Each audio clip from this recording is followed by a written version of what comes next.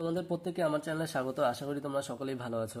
এর আগের একটি ভিডিওতে আমি তোমাদের ক্লাস 11-এর সেকেন্ড সেমিস্টারের প্র্যাকটিক্যাল বিষয়ে মানে আবহাওয়ার মানচিত্র মানে ভারতের আবহাওয়ার মানচিত্র বিষয়ে আমি কিন্তু একটু আলোচনা করেছিলাম।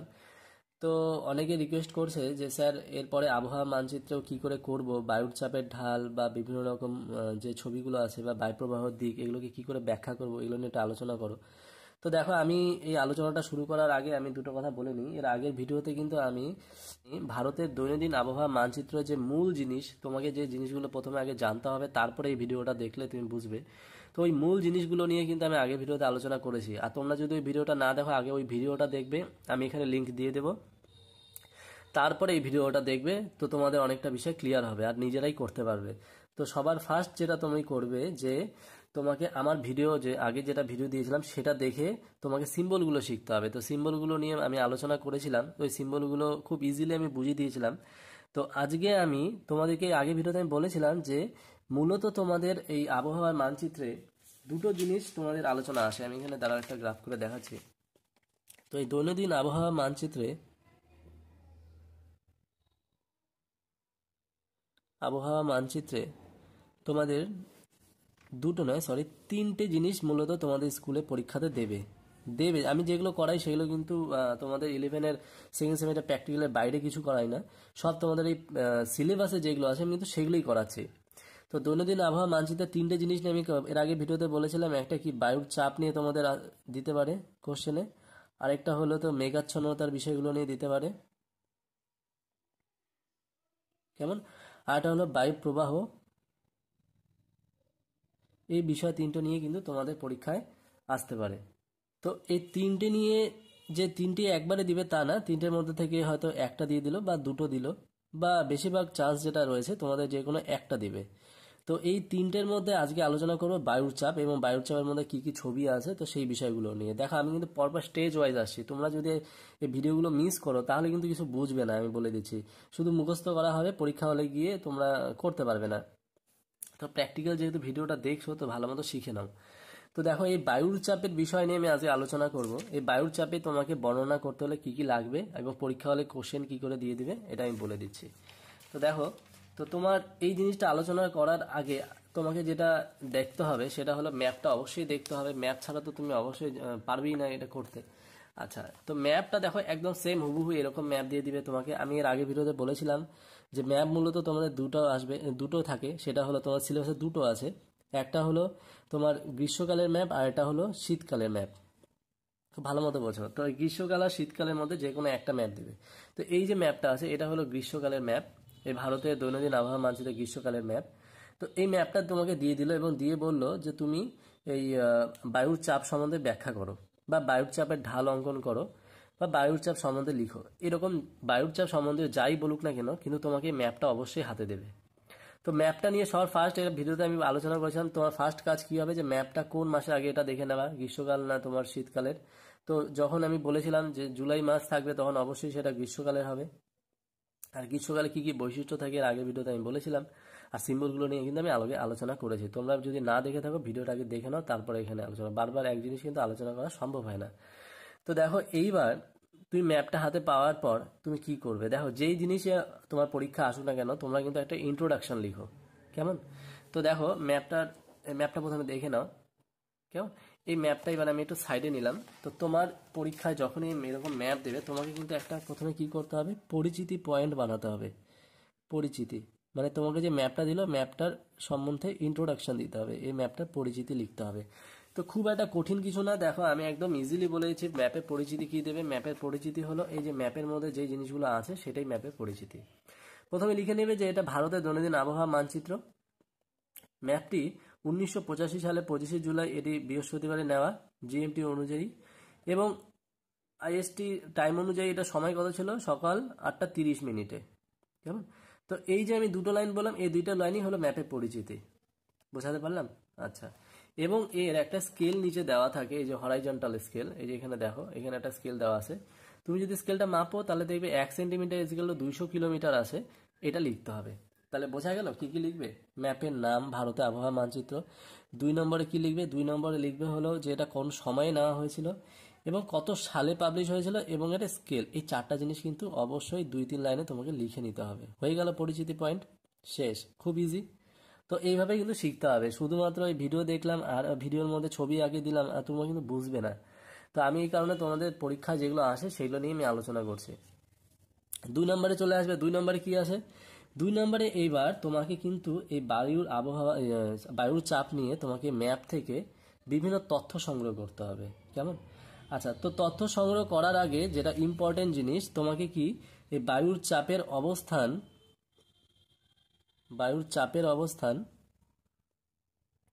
সম্বন্ধে লিখতে হবে। দেখো আমি কিন্তু বলে দিচ্ছি কোশ্চেন কি টাইপের আসবে, তারপর সেই অ্যান্সার লিখবে। কোশ্চেনে এসে কি তোমাকে যে দৈনন্দিন আবহাওয়া মানচিত্র দেওয়া হয়েছে সেই মানচিত্র থেকে বায়ুর চাপ সম্বন্ধে লিখো।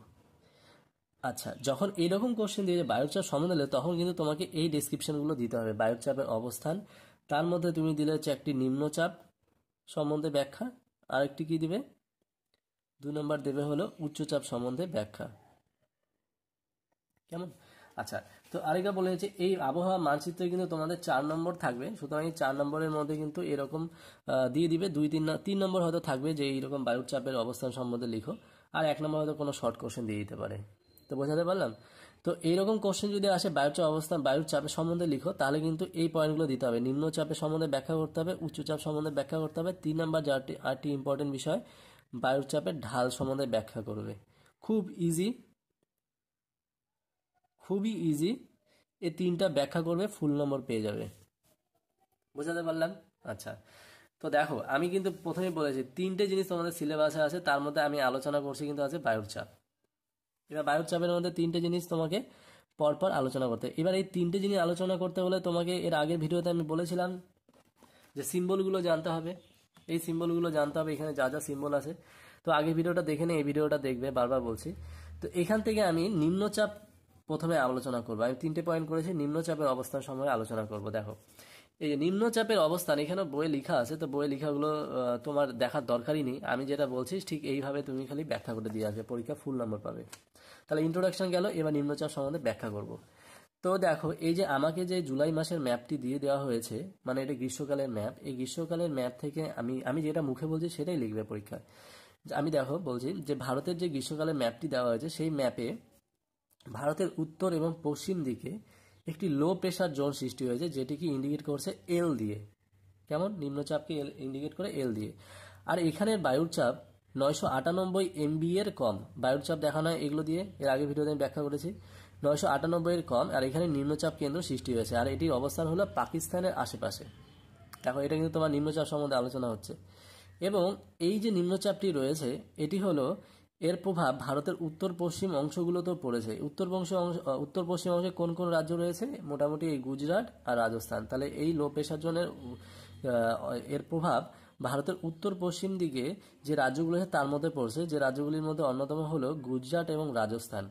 তো এই সমস্ত জায়গায় একটি কি খুবই একটি খাড়া ঢালের অবস্থান সৃষ্টি হয়েছে। খাড়া নিম্ন ঢাল কি? খাড়া নিম্ন ঢাল, নিম্নচাপ ঢালের অবস্থান সৃষ্টি হয়েছে। এটা কিভাবে ব্যাখ্যা করলাম? দেখো এই যে লাইনগুলো রয়েছে বায়ুর চাপের ঢালের, যে বায়ুর চাপের যে লাইনগুলো, সমচাপ রেখা, এই লাইনগুলো দেখো একটা একটা খুব পাশাপাশি আছে এখানে গুজরাট রাজস্থানে, তাই না? তার মানে এখানে কি একটা খাড়া ঢাল, মানে খাড়া নিম্ন ঢাল একটু অবস্থান করেছে। মানে কি নিম্ন ঢাল কেন বললাম? কারণ এখান থেকে 4, 2, 10, মানে 4-এর খুব কাছাকাছি 2 আছে, 2-এর খুব কাছাকাছি 1000 আছে, 1000-এর খুব কাছাকাছি 998 আছে। তার মানে এই জায়গাগুলোতে টেম্পারেচার খুব তাড়াতাড়ি ডিক্রিজ হয়ে গিয়েছে, নিম্নচাপ ঢালের অবস্থান করেছে। তো এটুকু ব্যাখ্যা করে দিয়ে আসবে। জুলাই মাসের ম্যাপ বা জুন মাসের ম্যাপ দিলে কিন্তু সেম ম্যাপ হবে, আর এগুলোই কিন্তু পাবে, যেটা আমি বলছি শুনে নাও। তো এইটুকু জাস্ট তুমি ব্যাখ্যা যদি করো না, তোমার কিন্তু মোটামুটি অনেকটা এগিয়ে গেল। এটার কারণ কি? এই সময় এটা কেন নিম্নচাপ ঢাল অবস্থান করছে? কারণ এইখানে উত্তর গোলার্ধে ভারতে তখন সূর্যের অবস্থান লম্বালম্বিভাবে কিরণ দিচ্ছে। আচ্ছা, এই কারণে এই স্থলভাগে এখানে নিম্নচাপ কেন্দ্রের সৃষ্টি হচ্ছে, কারণ এই সময় সূর্যের উত্তরায়ণ ঘটে। আচ্ছা, তাহলে এটা কিন্তু নিম্নচাপ অবস্থান শেষ। শেষ, আর কিচ্ছু লিখতে হবে না। বইয়ে কি আছে, তোমাকে কে কি করেছে কিচ্ছু লিখতে হবে না, এটুকু লিখে দিয়ে আসবে, আর কিচ্ছু লিখতে হবে না। কেমন? আচ্ছা, এরপরে আমি আরেকটি পয়েন্ট করেছিলাম না, এখানে কি ব্যাখ্যা করবে? উচ্চচাপ ঢাল। কেমন? আচ্ছা, এবার উচ্চচাপ ঢাল কি করে ব্যাখ্যা করবে? সেম যেই কথাগুলো নিম্নচাপের ক্ষেত্রে প্রযোজ্য, এবার উচ্চচাপের ক্ষেত্রে প্রযোজ্য। কিরকম? উচ্চচাপ ঢাল, যেমন উচ্চচাপ কেন্দ্র সৃষ্টি হয়েছে এটি সমুদ্রের মধ্যে। কোন সমুদ্র? আরব সাগরের মধ্যে, তাই না? একটি উচ্চচাপ কেন্দ্র সৃষ্টি হয়েছে সমুদ্র ভাগে এবং এখানকার বায়ুর চাপ প্রায় 1012 MB কাছাকাছি, 1012 MB-এরও বেশিও হতে পারে, তাই না? এইভাবে লিখে দিয়ে আসবে। আর এই উচ্চচাপ কেন্দ্র মূলত কি হয়েছে, উপরে উত্তর থেকে দক্ষিণ দিকে বেড়েছে, তাই না? উত্তর থেকে দক্ষিণ দিকে বেড়েছে। আর ঢাল হঠাৎ করে বেড়ে গিয়েছে কোন জায়গা দিয়ে? এটি খাড়া ঢাল, এদিকে ছিল নিম্ন খাড়া ঢাল, এটা হলো উচ্চ খাড়া ঢাল সৃষ্টি হয়েছে। দেখো এই যে লাইনগুলো কাছাকাছি আছে না, এই লাইনগুলো কোথায় কাছাকাছি? তামিলনাড়ুর এই কাছাকাছি, কেরলের কাছাকাছি। তাহলে তামিলনাড়ু, কেরালা এই সমস্ত রাজ্যে এই উচ্চ ঢাল সৃষ্টি হয়েছে। তা আমরা জানি যে এই গ্রীষ্মকালে স্থলভাগের ওপর সূর্যরশ্মি লম্বভাবে কিরণ দেয় পৃথিবী ভারতের উত্তর গোলার্ধে, আর দক্ষিণ গোলার্ধে এখানে কি তীর্যভাবে কিরণ পড়ে, যে সমুদ্র অংশের টেম্পারেচার কি কমে গিয়েছে, মানে এখানকার আবহাওয়া অনেকটাই ঠান্ডা প্রকৃতির হয়েছে। তো এই কারণে কি হয়েছে যে এই যে এখানে যে একটি নিম্ন ঢাল সৃষ্টি হয়েছে, এখানে একটি উচ্চ ঢাল সৃষ্টি হয়েছে, মানে হলো এখানকার টেম্পারেচার অনেকটাই কম। এই কারণে দেখো এখানে বায়ুর চাপ অনেকটাই বেশি। আর আমরা জানি যে বায়ুর চাপ কোথায় বেশি হয়? বায়ুর চাপ বেশি হয় শীতকালীন অঞ্চলে। তো এখানে যেহেতু ঠান্ডা প্রকৃতির বায়ু, এই দেখো বায়ুর চাপ এদিকে নিচের দিকে বেড়ে গিয়েছে। এইটুকু লাইন ছেড়ে দিয়ে তোমার কিন্তু লেখা শেষ। আচ্ছা, এরপর যেটা ইম্পর্টেন্ট জিনিস সেটা হলো যে তুমি যে মুখে মুখে যে ব্যাখ্যা করলে বিষয়গুলো, এখানে একটা ছবি আঁকিয়ে ব্যাখ্যা করতে পারো। সেটা কি? বায়ুর চাপের ঢাল একটা ছবি অঙ্কন করে তুমি ব্যাখ্যা করতে পারো। তাহলে দেখো এই দুটো কিন্তু ব্যাখ্যা শেষ। আর আমার কোশ্চেন এসেছে বায়ুর চাপ সম্বন্ধে ব্যাখ্যা করো, এরকম কোশ্চেন এসেছে। এইবার দেখো তুমি কি করে বায়ুর চাপের অবস্থান ব্যাখ্যা করো যখন বলে, তাহলে তিনটেই লিখতে হবে, এই তিনটে পয়েন্টই ব্যাখ্যা করতে হবে। আবার পরীক্ষা এটাও আসতে পারে যে শুধু আসলো বায়ুর চাপের ঢাল সম্বন্ধে লিখে ব্যাখ্যা করো বা বায়ুর চাপের ঢাল অঙ্কন করো, তখন শুধু এই দুটো না লিখে এই পয়েন্টটা শুধু ব্যাখ্যা করবে। এখন আমি আলোচনা করছি এই পয়েন্টটা। তো বায়ুর চাপের ঢাল ব্যাখ্যা করার আগে তোমাকে কিন্তু ছবিটা অঙ্কন করা শিখতে হবে। কেমন? আচ্ছা, ছবি অঙ্কন করবো কি করে? এখন আমি পেজটা সাইডে রাখি। ছবি অঙ্কন করার আগে তুমি কি করবে, এরকম একটা শিট নেবে, স্ট্রিপ কাগজ ছিঁড়ে নেবে লম্বালম্বি করে, হলো? আচ্ছা, এইবার তোমার মানচিত্রে যে তোমাকে যে দৈনন্দিন আবহাওয়ার মানচিত্রটা দেবে, সেখানে তুমি দেখতে পারো যে এরকম একটা ক্রস সেকশন লাইন টেনে দিবে। আর যদি ক্রস সেকশন লাইনটা না থাকে, তুমি নিজে টেনে নেবে। কোথা থেকে টানবে, এটা একটা প্রশ্ন। টানবে হলো এই যে নিম্নচাপ কেন্দ্র আছে, আর এদিকে নেবে একটু ক্রস, মানে এরকম ক্রস ক্রস হয়ে যাবে, হ্যাঁ, এরকম আড়াআড়ি। আচ্ছা, তো এরকম আড়াআড়ি একটা লাইন টেনে নেবে ভারতের মধ্য দিয়ে যে লাইনটা গেছে। তুমি যদি এদিকে টানতে উচ্চচাপ নিম্নচাপ, তাহলে তার ভারতের বাইরে চলে যেত। এই কারণে আমি ভারতের মধ্য দিয়ে টানলাম, টেনে নিলাম। এবার কি কাজ, তুমি এই কাগজটাকে এখানে সুন্দর করে এই লাইনের মধ্যে বসাবে। আমি পেন দিয়ে করছি, তোমরা পেন্সিল দিয়ে করবে, হ্যাঁ। বসালাম, বসে কি করবে, এখানে আছে কি সি, সি লিখে নিলাম। তুমি চাইলে এখানে এও নাম দিতে পারো, এটা বি, এটা হলো ডি। কেমন? আচ্ছা, এর আশেপাশে বা এই লাইনটা, তোমার যে এই সিডি লাইনটা আছে, এইগুলোকে যেই সমচাপ রেখাগুলো ছেদ করলো, তুমি শুধু সেই লাইনগুলো নেবে। এই সমচাপ রেখাটি এখানে ছেদ করেছে না, এটার মান কত ছিল? এটার মান ছিল 998। তো এখানে আমি 998 MB লিখে দিলাম। এরপর এটা ছেদ করেছে, এটার মান কত? 1000। খুব সিম্পলভাবে জিনিসগুলোকে নাও, অত কঠিনভাবে নেবে না, দেখো খুবই ইজি। এটা কত ছিল? এটা ছেদ করেছে লাইনকে, এটা হলো 1002। এটা ছেদ করেছে, এটার মান কত হলো? 1004। এরপরে এখানে এই লাইনটা ছেদ করেছে, এটার মান কত আছে? এই দেখো লেখা আছে এখানে 1006 MB। এই যে 1006, 1004 এগুলো কিন্তু এমবিতে প্রকাশ করা হয়, বায়ুর চাপের মান এমবিতে প্রকাশ করা হয়, 6। এরপর এটা কত আছে? 1008, 1008। এবং শেষে যেটা আছে, এই যে এখানে যেটা আছে, এটা হলো 1010। কেমন? দেখো সবগুলোই কিন্তু 900 ওপরে সবগুলো মান। আর ডিফারেন্স কত আছে? 2 4, মানে কত কত করে? 2 2 করে, 2 2 করে ডিফারেন্স আছে, 2 MB করে ডিফারেন্স আছে। হয়ে গেল? আচ্ছা, তো এটাকে জাস্ট উঠিয়ে নাও। হ্যাঁ, এবার উঠিয়ে নিয়ে বইটাকে আমি সাইডে রাখলাম, ম্যাপটাকে সাইডে রাখবে। আচ্ছা, এইবার তুমি পেন্সিল আর স্কেল নাও, পেন্সিল আর স্কেল নিয়ে তুমি এবার বসে পড়ো। আচ্ছা, তুমি এবার স্কেল নিয়ে তুমি এখানে একটা লম্বা দাগ টেনে নাও। কেমন? এবার এই লম্বা দাগটা কোন মাপের হবে? এই যে তুমি যে সিডি টেনেছিলে, এই যে সিডি, এই সিডির মাপ অনুযায়ী এখানে হবে লম্বা দাগটা, হলো? আচ্ছা, এই অনুযায়ী এরপরে কি হবে? ওপরে একটা ভার্টিক্যাল স্কেল টানতে হবে। আচ্ছা, এইখানে একটু টুইস্ট আছে, কি জিনিস? যে তুমি যে এই যে মানগুলো নিয়ে এসো না, এই মানগুলো নিয়ে এসো, এই মানগুলোকে এখানে ড্র করতে হবে, সেই কারণে এখানে একটা এমন স্কেল নেবে যাতে মানগুলো আমি দেখাতে পারি। তো এবার কি করবে, এর জন্য তোমাকে কি করতে হবে, যে তোমাকে উপরে ভার্টিক্যাল স্কেল বা উলম্ব রেখা একটা স্কেল নিতে হবে। সাপোজ আমি নিলাম, দেখো সবগুলোই 900-র ওপরে, 998, 1000, মানে 994, 95-এর ওপরে, তাই না? আর এগুলো কিন্তু পাশাপাশি মান আছে। আচ্ছা, তার জন্য কি নিব, আমি একটু স্কেলটা বড় নিব। যেমন কি নিলাম, মনে করো আমি এখানে যদি 1 সেন্টিমিটার টান দিই উলম্ব স্কেল, মানে এই যে এইখান থেকে খুব ভালো মতো দেখো, এখান থেকে এটা 1 সেন্টিমিটার আছে, এখান থেকে এটা, এই যে এখান থেকে এটা 1 সেন্টিমিটার আছে। এই 1 সেন্টিমিটার, শূন্য থেকে 1 সেন্টিমিটারে কয়টা ভাগ আছে, 10টা ভাগ আছে। তো 1 সেন্টিমিটার ইজিক্যাল টু, আমি যদি নিই 5 MB করে ভার্টিক্যাল স্কেল, উলম্ব স্কেল, হ্যাঁ। তো এইবার আমি কি করব, 5 MB করে নিলে তাহলে আমি এখানে এই যে তোমার যে সিডির মানটা ছিল, তাহলে এখানে একটা লম্বা দাগ দিয়ে নিলাম, যে 1 সেন্টিমিটার করে ভাগ করে নিয়েছে। খুব ইজি হবে, দেখো অত কঠিনভাবে জিনিসটা নেবে না। কত সেন্টিমিটার দাগ টানলাম, 4 সেন্টিমিটার। হ্যাঁ, 4 সেন্টিমিটার একটা দাগ টেনে নিলাম,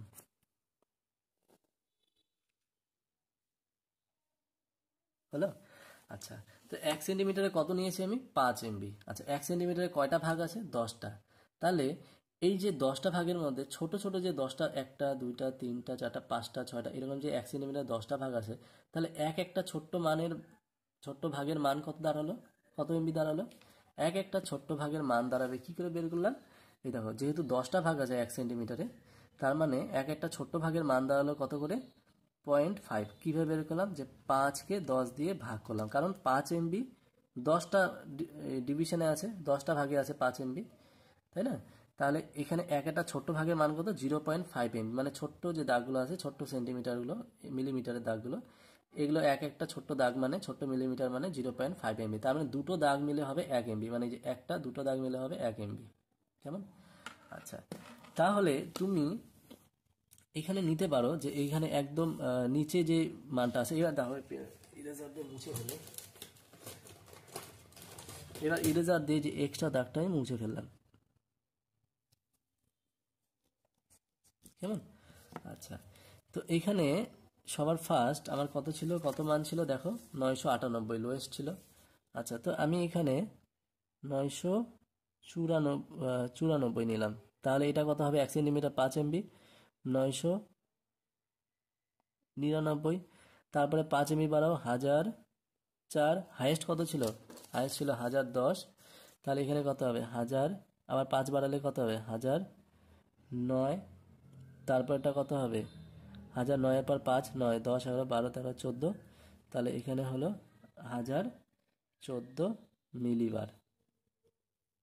বুঝাতে পারলাম? যেহেতু 1 সেন্টিমিটার করে 5 MB নিয়েছি, তো 994, 99 নিয়ে নিলাম। আর এখানে কীভাবে মানটা 994কে আনলাম, কারণ যেহেতু এখানে 998 থেকে শুরু হয়ে যায় বাইট চাপ রেখা, সেই কারণে এখানে 994 থেকে আমি শুরু করলাম।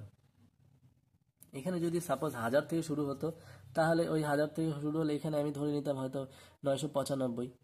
তারপর এখানে হয়তো 5 বাড়িয়ে দিলে 1000 হতো। তো এইভাবে, আর হাইয়েস্টটাকেও কভার করতে হবে, যে এখানে যে লাস্ট মানটা হবে, এখানে হাইয়েস্টটাকে কভার করতে হবে, মানে 1010, এখানে 1014 আছে, তাই না? তার মানে আমার এইটুকু দাগের মধ্যে ছবিটা হয়ে যাবে। আচ্ছা, এবার কি করব, দেখো খুব মনোযোগ সহকারে দেখো। এইবার তুমি এই কাগজটাকে আবার এখানে বসাও। বসিয়ে এই যে এখানে 998 যে বায়ুর MB চাপগুলো নিয়েছো, এখানে একটা একটা করে দাগ দিয়ে দাও। হুম, এটা কিন্তু বাইট চাপের ঢাল বানাচ্ছি ব্যাখ্যা করার জন্য। তো সবার ফার্স্টের দাগটা কি ছিল, 998 MB। তো 998 MB কোথায় হবে, তো দেখো এখানে হলো, এটা হলো 994 MB আছে, আর এটা আছে 999 MB। আচ্ছা, তো আমি কি বলেছি, দুটো ছোট দাগ মিলে তাহলে কি হবে, 1 MB হবে। দুটো ছোট দাগ মিলে, মানে এই যে দুটো মিলিমিটার মিলে। আচ্ছা, তাহলে 998 কোথায় হবে, 998 হবে এই যে এখানে, তুমি 1 সেন্টিমিটার নিয়ে নাও, তাহলে এখানে কটা দাগ হবে, কয়টা দাগ পরে হবে, 998 হবে এই যে এখানে, তাই না? এখানে হবে, মানে 0.5678, এইটার ঘরে হবে 998। কেমন? এখানে একটা ডট দিয়ে দিলাম 998-এর জন্য। এরপরে কত ছিল, 1000 ছিল। 1000 MB তাহলে কত হবে, 999-এর পরে 1000 আছে, মানে এই যে 1004, এখানে 1004, তাহলে 999 পরে 1 এমবি বাড়লে কয়টা ঘর হবে? 1 এমবি মানে দুটো দাগ ছোট ছোট, দুটো দাগ ছোট ছোট। তাহলে এইবার তার মানে 1 সেন্টিমিটার এখান থেকে এত দূর, 1 সেন্টিমিটার পরে 0.2 নিব, মানে 1.2 উপর দিকে একটা ডট দিয়ে নিলাম, হয়ে গেল। এরপরে কত বলেছে? 1000-এর পর 1002। 1002 কোথায় আছে? এটা গেল 1000, 1002 হলো 1004-এর একটু নিচে, তাই না? তাহলে এখানে গেল 1000, 1000-এর পরে 1002 বাড়বে কি করে? 1000 বাড়লো 1.2-তে গিয়ে, তাহলে 1000 বাড়লো 1.2-তে, তাহলে 1002 কোথায় 1001 কোথায় বাড়বে? 1001 বাড়বে হচ্ছে 1.4-এ গিয়ে, 1.4-এ গিয়ে, তাহলে 1002 বাড়বে কি 1.6-এ গিয়ে, তাহলে 1.6-এ গিয়ে আমি 1002 নিয়ে নিলাম, 1.6 এখানে আমি নিয়ে নিলাম। কেমন? কত আছে? 1004, 1004 কত হবে তাহলে? 1004 এখানে আছে, তো 1004 মানে হলো কত সেন্টিমিটার? এই যে 2 সেন্টিমিটার 1004, এখানে আমি 2 সেন্টিমিটার নিয়ে নিলাম ডট দিয়ে। এরপরটা কত আছে? 1004-এর পর 1006, মানে এখানে আছে 1006, তাহলে 1004 যদি 2 সেন্টিমিটার হয়, 1006 কি হবে? আরো 2.2, এই যে 2.2 থেকে আমি এখানে একটা ডট দিয়ে নিলাম। 1006-এর পর কত আছে? 1008, 1006-এর পর হলো 1008, মানে 1009-এর থেকে দুইটা কম হবে, মানে 3 সেন্টিমিটার থেকে দুটো কম হবে। তো খুব ভালো মতো দেখে নাও, এখানে হয়ে গেল 1008। তারপর হলো 1010, 1010 মানে হলো এই যে 1009 মানে 3 সেন্টিমিটার, 3 সেন্টিমিটার, 3.2, বুঝতে পারলে?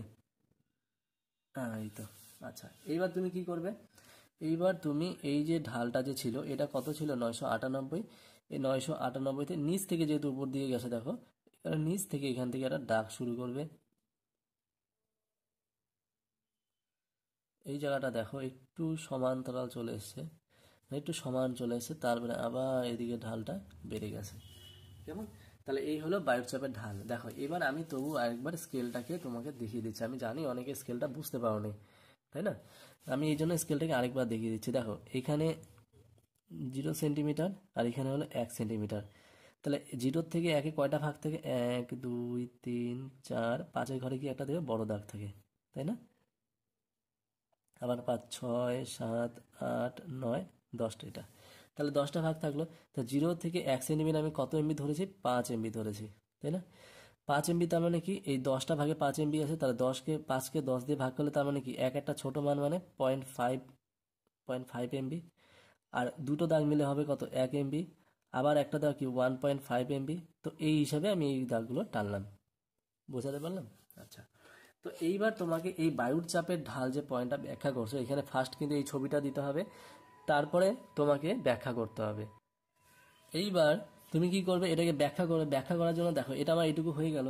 এবার এখানে উলম্ব স্কেল লিখে নিলে, আর এখানে তুমি পয়েন্ট এখানে লিখে দেবে, হেডিং দেবে হচ্ছে বায়ুর চাপের ঢাল, বায়ুর চাপ ঢাল। কেমন? এটা এটা কিন্তু লিখতে হবে, সরি, বায়ুর চাপ ঢাল লিখে এটা হেডিং করে এবার এইটাকে ব্যাখ্যা করবে। এবার এটাকে ব্যাখ্যা করার জন্য কি তোমাকে আবার ম্যাপটা বের করতে হবে। এই দেখো এবার এই তুমি যে ম্যাপটা দেখলে না, এই ম্যাপটাকে পাশে রাখবে আর এবার তুমি ব্যাখ্যা করবে। চলো দেখে নাও, এই যে তোমার এই যে এখান থেকে তুমি এখানে সি ছিল, সি, আর এটা ছিল ডি পয়েন্ট। তার মানে কি সিতে দেখো একটা নিম্ন ঢাল সৃষ্টি হয়েছে, কোথায়? হঠাৎ করে নিচ থেকে এরকম উপরে উঠে, কত দূর উঠেছে? যে 1 2 মোটামুটি 1004 এমবি, মানে 1004 এমবি মানে 1 2 3 4টা, 1 2 3 4। এখান থেকে একটা এরকম ডট দাঁত দিয়ে তুমি লিখে দিবে যে নিম্ন ঢাল, এদিকে হলো নিম্ন ঢাল, লিখে দিলে। আচ্ছা, এরপর এখান থেকে এইটুকু দেখো মোটামুটি একটা সমান্তরাল জায়গা সৃষ্টি। এটা কোনখানে? এটা হলো এই উপদ্বীপীয় অংশটাতে আছে, কিন্তু এইটুকু জায়গায় দেখো একটা সমান ভাব চলে আসছে। আবার এখান থেকে হঠাৎ করে উপরে উঠে যায়, মানে এটা হলো উচ্চ ঢাল, এটা হলো কি উচ্চ ঢাল। তাহলে এই তিনটা পোর্শনে ভাগ করে নেওয়া যায়। আচ্ছা, এবার এই নিম্ন ঢাল যে আছে, এই যে নিম্ন ঢাল মানে টেম্পারেচার এল প্রেশার জোন যে সৃষ্টি হয়েছে এখানে। আচ্ছা, এটা হলো মডারেট ঢাল, মানে মধ্যবর্তী জায়গা, আর এটা হলো হাই অল্টিটিউড, তাই না? এটা হলো, আর এটা হলো কি উচ্চ ঢাল, এটা হলো উচ্চ ঢাল, আর এটা হলো কি মধ্যবর্তী। আচ্ছা, তাহলে এখান থেকে এটা কোন জায়গায় আছে? তাহলে এইগুলো কিন্তু তুমি লিখবে, যে তারপরে তুমি ব্যাখ্যা শুরু করলে যে আমি যে ছবিটি আঁকালাম বায়ুচাপের ঢাল, এই বায়ুচাপ ঢালে এই সি পয়েন্টটা কোথায় আছে? উত্তর পশ্চিমে। তাহলে উত্তর পশ্চিমে হঠাৎ নিম্ন ঢাল সৃষ্টি হয়েছে এইটুকু অংশ, কত এমবির থেকে 1004 থেকে মোটামুটি এই 998 কম চাপ প্রেসার পর্যন্ত। আর এই জায়গাগুলো নিম্ন ঢাল কোথায় কোন কোন জায়গায় রয়েছে? এই নিম্ন ঢাল সৃষ্টি হয়েছে উপদ্বীপীয় ভারতের উপরের অংশে, উত্তর পশ্চিম দিকে রাজস্থান, গুজরাট এই সমস্ত জায়গাতে। আচ্ছা, মধ্যবর্তী ঢাল কোন জায়গার মধ্যে দিয়ে গেছে? মধ্যবর্তী ঢাল গিয়েছে উপদ্বীপীয় ভারতের মধ্যে দিয়ে, মানে এই যে এইটুকু জায়গার মধ্যে মোটামুটি প্লেন। উচ্চ ঢাল সৃষ্টি হয়েছে কি সমুদ্র অংশে, বঙ্গোপসাগরে। তাহলে উচ্চ ঢাল সৃষ্টি হয়েছে কি বঙ্গোপসাগরে, লিখে এইটুকু জায়গায় বঙ্গোপসাগরে। এই লাইনগুলো পাশাপাশি এসছে। তাহলে এইভাবে এটুকু জাস্ট ব্যাখ্যা করবে। ব্যাখ্যা করে দেওয়ার পর তুমি চাইলে ইচ্ছা করলে আবার লিখতে পারো যে এইখান দিয়ে কীভাবে বায়ু প্রবাহিত হয়েছে। বায়ু প্রবাহ যেহেতু চাইনি, শুধু বায়ুচাপের ঢাল চেয়েছে, বায়ুচাপ সম্বন্ধে তুমি এটুকু জায়গা ব্যাখ্যা করে দিবে জায়গার নাম অনুযায়ী। আর তিনটা ঢাল, যে নিম্ন ঢাল, মধ্য ঢাল আর উচ্চ ঢাল, এই তিনটাকে ঢাল অনুযায়ী, জায়গা নাম অনুযায়ী ব্যাখ্যা করে ম্যাপ দেখে দেখে। কেমন?